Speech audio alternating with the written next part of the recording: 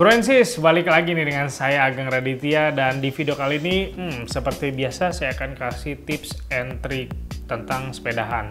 Ya mungkin kalian belum tahu dan nyesel baru tahu sekarang. Nah pas banget nih bro and sis, sebelum saya mulai memberikan tipsnya, jangan lupa nih dicek dan ingat untuk selalu subscribe channelnya Bukalapak supaya channel ini menjadi 1 juta subscribers. Bentar lagi nih. Oh ya, ada satu lagi. Saya mau ngumumin nih mengenai promo gede-gedeannya yang sedang ada di Bukalapak, yaitu Harbolnas 10-10.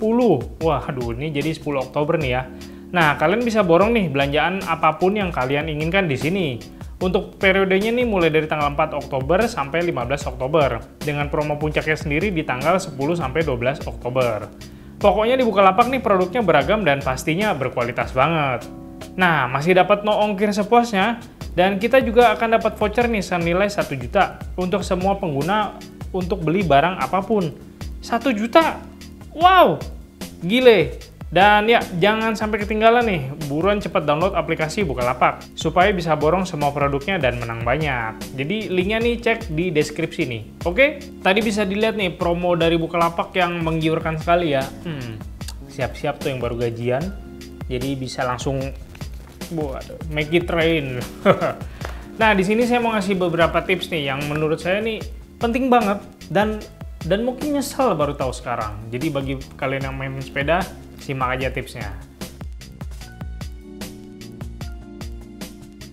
Oke, nah yang pertama nih kalian tahu kan benda ini. Ini namanya adalah missing link atau connector link atau chain link, apapun namanya.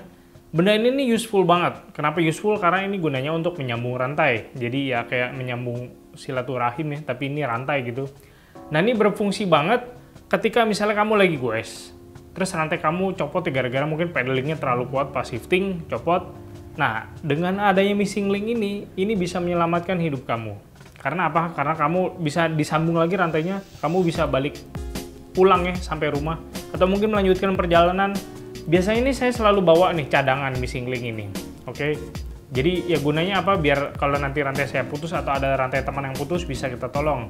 Yang paling simple sih cara saya di lakban aja di kabel rem, karena itu kan bakal kelihatan banget.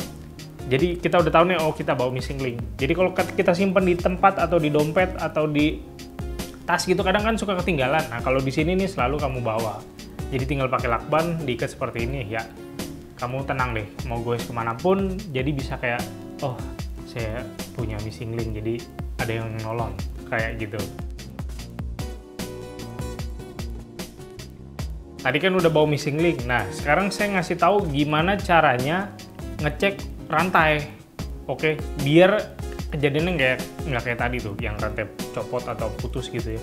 Nah, biasanya rantai kan memang ada umurnya nih, yang seperti saya bilang kemarin di bagian roller itu kan kadang kalau kita berputar terus ya atau jarang dikasih pelumas itu suka aus. Nah dengan dikasih pelumas itu kan biar si rollernya itu tuh frictionnya atau gesekannya tuh berkurang. Nah cuman namanya itu kan kadang aus jadi dia longgar, jadi rantainya tuh makin lama makin panjang.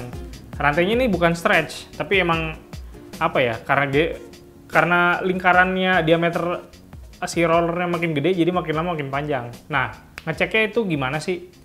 Biasanya tuh ada yang alat namanya chain checker nih. Alatnya kayak gini lah ya. Nah cuman nggak semua orang punya. Ini ada tipsnya nih untuk hacksnya. Kita ambil aja penggaris. Apapun itu, paling nggak yang panjangnya ada lebih dari 15 inch ya. Nah panjang rantai dari satu titik ke titik lain itu biasanya 1 inci. Oke, 1 inch. 1 inch, 1 inci. Nah ini cara ngukurnya kita ukur sampai 12 inch. 12 inch kemudian dari titik ke titik ini kita lihat. Biasanya kalau rantai baru itu pas di 12 inch. Kalau kurang berarti ya oke, masih oke lah. Kalau lebih kayak gini, itu tandanya kamu harus ganti rantai baru. Jadi kayaknya saya harus ganti rantai nih. Mumpung ada promo di Bukalapak, oke, kita bisa beli. Nah, kalau kamu perhatikan beberapa sepeda mountain bike, biasanya tuh bagian remnya tuh cenderung lebih turun nih, beberapa derajat gitu.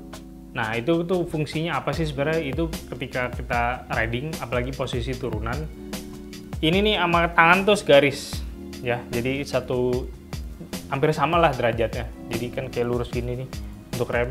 Itu ketika handling atau pas braking itu lebih mudah. Nah, biasanya tiap orang tuh udah punya settingan masing-masing nih berapa derajat. Cuman kan kadang suka lupa ya, misalnya kita habis bongkar atau ganti posisi atau handlebar gitu, terus lupa, ya tadi berapa derajat ya? Itu kan kayak pastiin lagi. Nah, ini tinggal download aplikasi kayak apa sih namanya, angle degree gitu ya, angle meter. Ini kita ukur dulu nih sebelumnya nih, pasti kita, oh ternyata kalau saya kan 48 seperti ini. Oke, nah udah, jadi nanti kita mau bongkar, mau ganti, mau setting lagi atau ganti apapun, itu tinggal dipasin lagi nih. Oh udah ketahuan nih 48, itu udah pasti segitu angle saya, jadi tinggal dikencengin aja. Nah, fungsinya sih kayak gitu ya, sepele tapi berfungsi banget.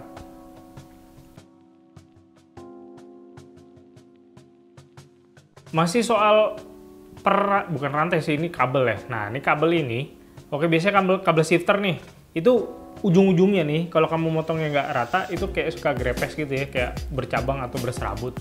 Sebenarnya cara yang paling gampang nih seperti ini sih, tinggal dipilin aja. Oke, ke mana sih, ke dalam ya.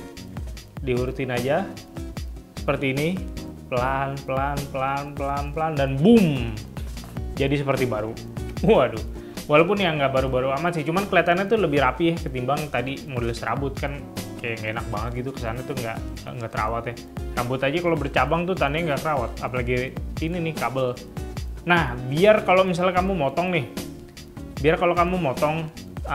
nggak jadi serabut kayak gini, itu biasanya sih saya dilakban juga. Jadi dilakban atau pakai duct tape, baru kita potong kayak gini. Ntar kita tinggal tarik aja, ya hasilnya tuh rapi. Oke, nah biasanya nih ujungnya bisa kamu kasih apa sih, kayak capnya gitu ya untuk dijepit nih. Jadi dia biar nggak grepes seperti tadi. Oke, jadi cukup pakai lakban.